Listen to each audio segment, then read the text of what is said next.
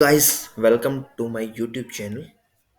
तो आज मैं कुछ डिस्कस करने जा रहा हूँ आपके साथ कि how a CGL aspirant got selected in EPFO SSC 2023 in just 3 months. तो आप सभी को लगेगा कि 3 महीने में कैसे किया, और सीजीएल वाला है तो ईपीएफओ में क्या करने गया, तो ये सब तो ये थोड़े डाउट्स डाउट्स तो क्या ही होंगे, मैं बता दूंगा। तो चलिए बात करते हैं इसके ऊपर थोड़ी सी। और क्यों आपको भी ऐसे एग्ज़ाम्स देने चाहिए जैसे ईपीएफ एसएससी टाइप से, तो ये भी डिस्कस करेंगे। तो चलिए शुरू करते हैं फिर। तो इसके बारे में, जॉब के बारे में मैं थोड़ा सा बता देता हूँ पहले कि एलिजिबिलिटी क्राइटेरिया था इसका ग्रेजुएशन, ठीक है। और इसकी पोस्ट आई थी 2859, ये 8 है, 2859, ठीक है। ये आई थी 2023 के करीबन अगस्त में एग्ज़ाम हुआ था इसका, तो मई के आसपास ही नोटिफिकेशन आई होगी। और ये सोशल सिक्योरिटी असिस्टेंट होती है इसकी फुल फॉर्म एसएससी की। एंड ईपीएफओ की तो पता ही होगा, एम्प्लॉय प्रोविडेंट फंड ऑर्गेनाइजेशन, ठीक है।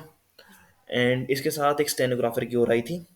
ये लेवल 5 की जॉब होती है, और स्टेनोग्राफर की जी थी जो थी वो लेवल 4 की जॉब थी। अपने को इसके बारे में डिस्कस करना है क्योंकि मोस्टली वैकेंसीज इसी की थी उस टाइम पे। ये शायद टोटल वैकेंसीज थी 2859, इसमें से 400 के आसपास समथिंग कुछ वैकेंसी स्टेनोग्राफर की थी, बाकी बची हुई अपनी एसएससी की थी, ठीक है। इसका एग्ज़ाम पैटर्न कुछ नहीं, एग्ज़ाम पैटर्न तो ये है कि वन डे एग्ज़ाम था इसका, जिसमें वही English, maths, reasoning, GK, computer आती थी। और हाँ, कंप्यूटर से याद आया, एक बात और बतानी है आपको, इसके वीडियो के लास्ट में बताऊंगा, ठीक है। तो इसका वन डे एग्ज़ाम था, और फिर सेकंड टायर इसका टाइपिंग था का था, ठीक है। टाइपिंग में इसमें मांगी थी 35 वर्ड पर मिनट की, ठीक है। एंड मेरी वहाँ पे 42 आई थी। इसमें बैक स्पेस वगैरह अलाउड होते हैं, वो सब होता है, वो तो बात की बात है, ठीक है। और हाँ, वन डे एग्ज़ाम, टाइपिंग, बस और कुछ नहीं था इसमें। सैलरी आपको पता ही है, लेवल 5 है तो इसकी बेसिक पे जो बनेगी 29,200 बनेगी। और 29,200 के ऊपर आप डीए लगा लो, एचआरए लगा लो, टीए लगा लो, सब कुछ लगा लो एक्स वाई जेड सिटीज़ के हिसाब से। तो इसकी, और इसमें एक मेडिकल अलाउंस मिलता है 2,000 रुपये का, ठीक है। मैं मतलब प्रॉपर लिख के तो नहीं बता रहा आपको, लेकिन यूँ है कि ये चीज़ें मोस्टली पता होती हैं सबको, तो इसलिए मैं मोटा मोटा बता रहा हूँ आपको। पता चल जाएगा आपको एक बार निकाल के देखोगे तो।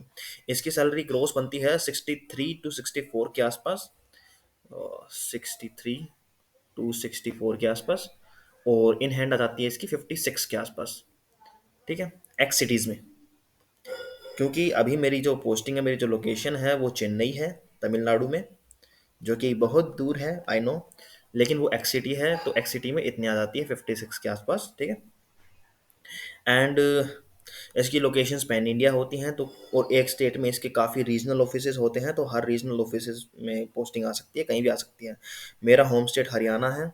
लेकिन वही बात है भाई, 3 महीने की तैयारी, ऐसा तो नहीं है कि 3 महीने में मैं पेपर फोड़ दूंगा और टॉपर बन के निकल जाऊंगा, ऐसा तो है नहीं। पर यूँ है, कहीं ना कहीं अटक गया मैं, तो मेरे को तमिलनाडु मिल गया, ठीक है।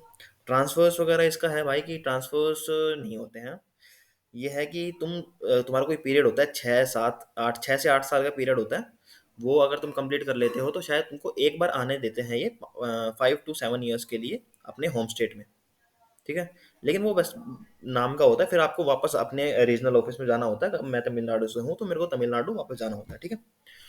तो ये इसके ट्रांसफर्स की है, लोकेशन मैंने बता दी आपको, मेरी तमिलनाडु चेन्नई है। एंड सैलरी का 29,200 बेसिक पे होती है, लेवल 5 की जॉब होती है। एग्ज़ाम पैटर्न जो है वो सेम सीजल वाला है, वन डे एग्ज़ाम पैटर्न था।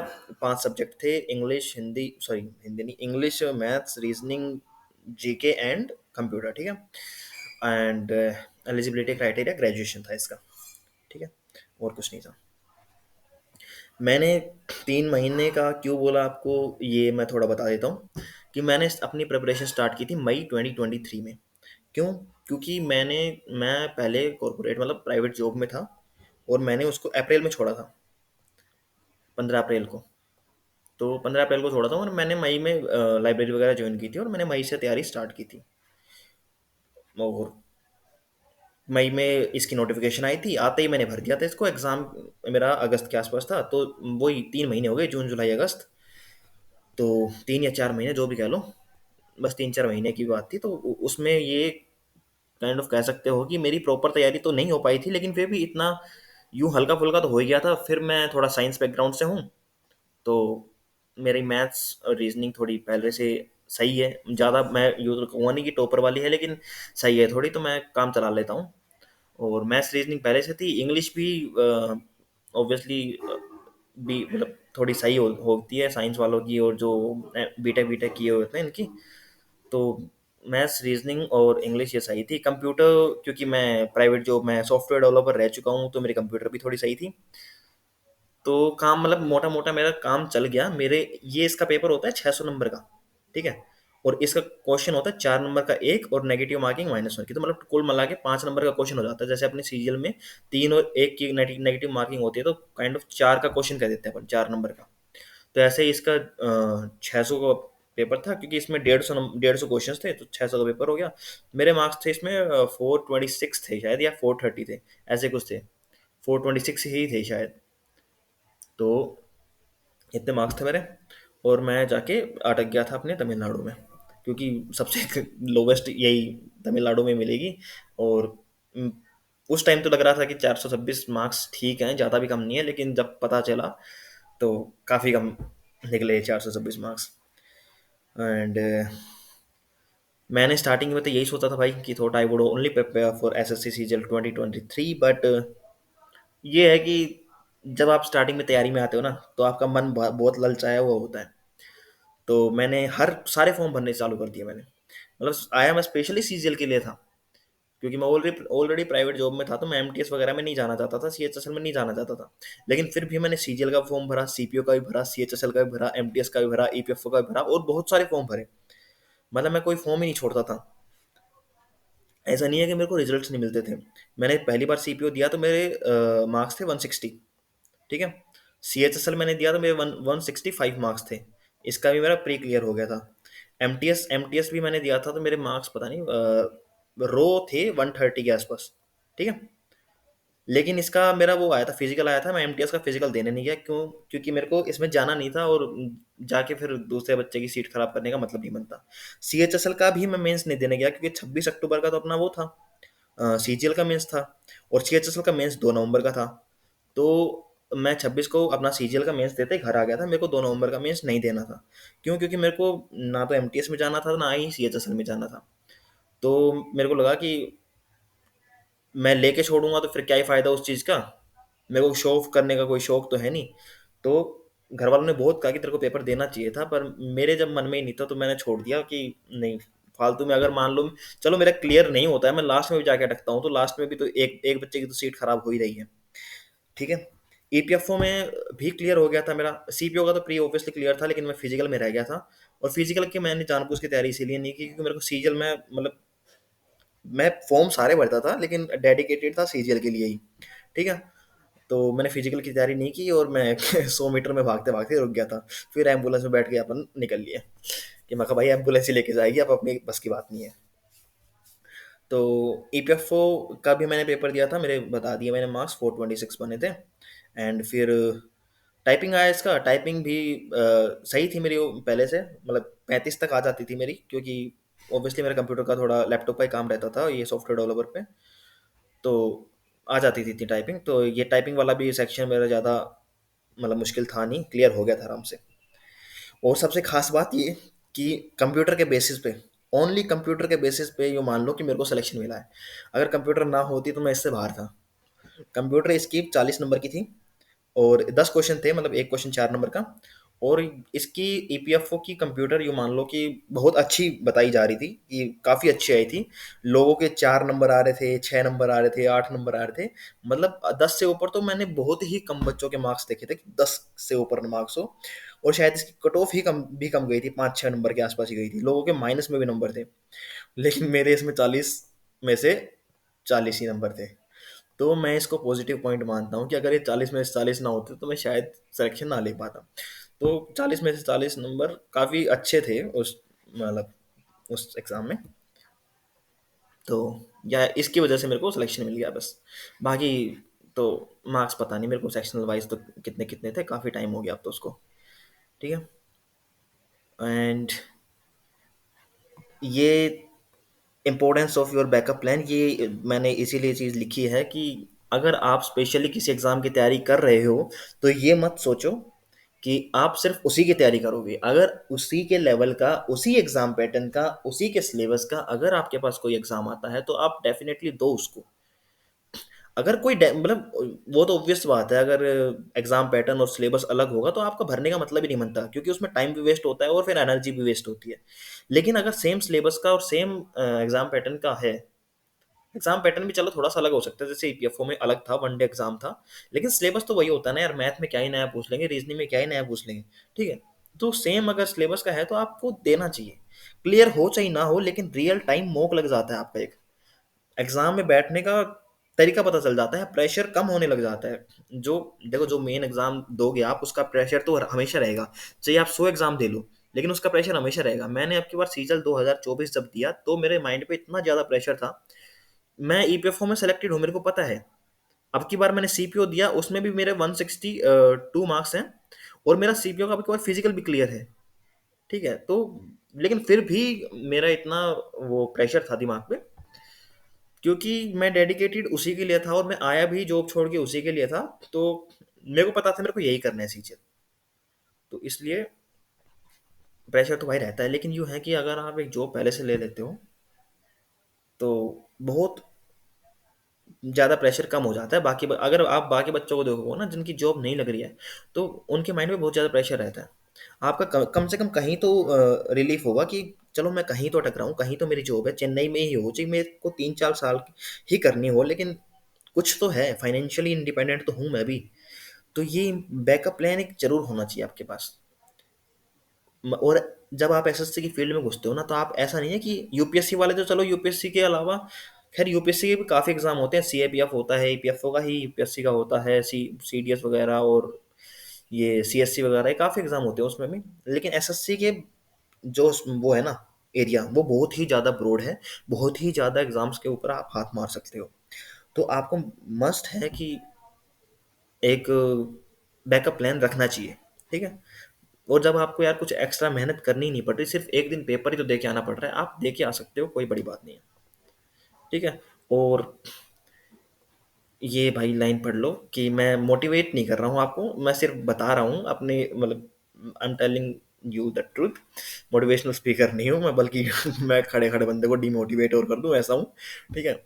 तो मोटिवेशन नहीं दे रहा, जस्ट बता रहा हूँ कि अगर आपके पास कुछ होता है तो कितनी अच्छी चीज़, मतलब बहुत प्रेशर कम कर देती है ये चीज़, आपकी इज्जत बढ़ा देती है। घर वाले आपकी इज्जत करने लग जाते हैं कि भाई जो बच्चा एग्ज़ाम दे रहा है वो उसका क्लियर भी हो रहा है। अब जितने मैंने एग्ज़ाम दिए हैं वो मेरे क्लियर होते जा रहे हैं, तो मेरे को मतलब घर वालों की आंखों में उम्मीद रहती है। मैं चाहे कितना भी कह लूँ कि मेरा पेपर बेकार हुआ है, मेरा पेपर बेकार हुआ है, लेकिन घर वाले को पता होता है कि अरे हो जाएगा इसका क्लियर। ये जो होती है ना, घर वालों में जो कॉन्फिडेंस होता है, ये आपको बहुत सुकून देता है। ठीक है। And do not settle for less, ये मैंने चीज़ इसलिए लिखी है। देखो भाई, मैं पॉइंट्स लिख लेता हूँ क्योंकि मैं बाद में भूल जाता हूँ कि मेरे को बोलना क्या होता है। ठीक है। इसलिए मैं कुछ कुछ पॉइंट्स लिख लेता हूँ, तो इनका लिखने का मतलब नहीं है। प्लस स्लाइड्स भी मैं इसलिए ऐड करता हूँ कि अगर एक ही स्लाइड में मैं बोलता रहूँगा तो फिर बोर्डम हो जाएगा, काफ़ी बोर होने लग जाओगे आप भी। तो इसलिए ठीक है। Do not settle for less का मतलब है कि अगर आप सीजीएल कर सकते हो, या जो भी एग्ज़ाम की आप डेडिकेटेडली तैयारी कर रहे हो, अगर आप वो एग्ज़ाम कर सकते हो तो आप उसी 1-2 साल तो मतलब अगर आपके पास ऊपर कोई प्रेशर नहीं है, कोई बाउंडेशन नहीं है, रिस्ट्रिक्शंस नहीं है ना, तो आप अपने फ्रीली है ना, आप उस एग्ज़ाम को दो। जैसे मेरे को सीजीएल ही करना था, मेरे मैं अगर एमटीएस कर लेता और सीएचएसएल पूरा कर भी लेता, जॉब हाथ में ले भी लेता ना, तो भी मेरे को ज्वाइन नहीं करनी थी, क्योंकि मेरे को, मैं इनके लेवल से ऊपर था पहले, तो इनसे नीचे तो नहीं आना चाहता ना। तो do not settle for less का मतलब यही है कि आप नीचे सेटल मत करो, जितना आप एक्सेल कर सकते हैं ना तो आगे जाते जाओ, नीचे मत देखो। लोग सीजल की तैयारी स्टार्ट करना मतलब शुरू करते हैं, और पहले ही साल में एमटीएस निकल जाता है और सीजल नहीं निकलता ना, तो वो एमटीएस ज्वाइन करके बैठ जाते हैं। तो ऐसा नहीं है भाई, जिस चीज़ के लिए तुम आए हो कम से कम 1-2 साल तो दो। एमटीएस में क्या कर लोगे, तुम पढ़ लोगे भाई, बहुत मतलब पढ़ लेते हैं, बहुत बच्चे पढ़ लेते हैं, लेकिन जो रेशो होता है ना बहुत कम होता है। तुमको टाइम नहीं मिलता, मतलब तुम्हारे ही दिमाग में अपने आप बहाने आने लग जाते हैं कि यार नहीं पढ़ाई हो रही है, नहीं कुछ हो रहा है। तुम एमटीएस छोड़ दो यार, अगली साल 1 साल और डेडिकेटेडली दे लो, कितना ही कमा लोगे तुम उस 1 साल में। ठीक है, इतना भी जॉब के पीछे मतलब लालची होके मत भागो कि तुम कुछ किसी भी चीज पे सेटल हो जा रहे हो। नहीं, तुम अपने कैलिबर को देखो और किस चीज पे सेटल होना है वो देखो। एक सीजल वाला बंदा अगर एक एमटीएस पे सेटल हो रहा है, मतलब जो उसके लायक भी है सीजल के, अगर जो मतलब जिसको लगता है कि नहीं यार मेरे को तो 3-4 अटेम्प्ट और लगेंगे सीजल के उस लेवल पे पहुंचने में, तो आप फिर आप सेटल हो सकते हो। और आपकी अगर फाइनेंशियली थोड़ी प्रॉब्लम है या कुछ भी है, तो भी आप सेटल हो सकते हो। मैं ये नहीं बता रहा, मैं कोई मतलब आपको कंडीशंस नहीं बता रहा सेटल होने की, मैं ये बता रहा हूँ कि आप अपने कैलिबर को पहचानो और अपनी कंडीशंस को देखो, उसके हिसाब से आप अपने बस ऊपर वाली सीढ़ी को देखना है, नीचे वाली को नहीं देखना। ठीक है, या मेन तो पॉइंट यही है अभी आज तो। बाकी हाँ यार, ईपीएफओ का, ठीक है, मेरे को ये बताना था कि ईपीएफओ का ये जॉब हो रखी है, क्या बोलो। ठीक है भाई, तो हाँ ये वाला पॉइंट मिस हो गया। एसएससी सीजीएल से मैं ईपीएफओ में गया, लेकिन मेरे को पता है कि मेरे को सीजीएल ही करना है, तो मेरे को ईपीएफओ से मैं वापस एसएससी सीजीएल में ही आऊँगा। अब मेरे को चाहे टाइम लगे चाहे मत लगे, इस साल मेरे 323 मार्क्स हैं और होप कर रहा हूँ कि मेरे को 4600 मिले। 4600 नहीं मिले तो मेरे को अपने होम स्टेट में कुछ ना कुछ मिले, और ऑडिटर वगैरह या टीए अपने होम स्टेट में मिल जाएगा तो ज़्यादा बेटर है यार। चेन्नई में तो मैं ऑलरेडी हूँ, अगर मैं चेन्नई में ही कुछ और लेके सेटल हो रहा हूँ तो उसका कुछ मतलब नहीं बनता। ठीक है, मैं चेन्नई से अब वापस आना चाहता हूँ अपने यहाँ पे होम स्टेट में, होम स्टेट मिल जाए तो वो ज़्यादा बेटर है। एंड 323 में नंबर में मैं उम्मीद तो कर रहा हूँ कि कुछ मिल जाए। बाकी तो चलो रिजल्ट आने के बाद पता चलेगा। अभी कल 2 तारीख को अपनी प्रेफरेंस फॉर्म की लास्ट डेट है, टाइम से अपनी सभी भर लेना। और इन जस्ट 3 मंथ्स ये भाई कोई शो ऑफ करने के लिए नहीं बताया, सिर्फ मैंने ये बताया है कि आप अगर सेम सिलेबस पे चलते रहोगे ना, 3 महीने हो चाहे 3 साल हो, जब सेम सिलेबस होता है ना तो आप कर लोगे, कोई दिक्कत नहीं है। बस आप फॉर्म भरने का वो रखो, क्या कहते हैं, कॉन्फिडेंस रखो। ठीक है, तो आज के लिए इतना ही। और कुछ बात हो तो मेरे को कमेंट में पूछ लेना, मैं कमेंट में रिप्लाई दे ही देता हूँ मोस्टली। एंड कैसी लगी वीडियो ये भी कमेंट में बता देना, प्लीज़ बता देना, क्योंकि अभी वो क्या कहते हैं, नो सीखिया हूँ मैं, सीखता हूँ मैं, तो चल रहा है अपना काम थोड़ा थोड़ा। ठीक है भाई, और फॉलो लाइक शेयर सब्सक्राइब सब कुछ कर देना, अगर बढ़िया लगे तो। नहीं बढ़िया लगे तो नेक्स्ट वीडियो आएगी उसमें कर देना। ठीक है, ठीक है, ओके, बाय बाय।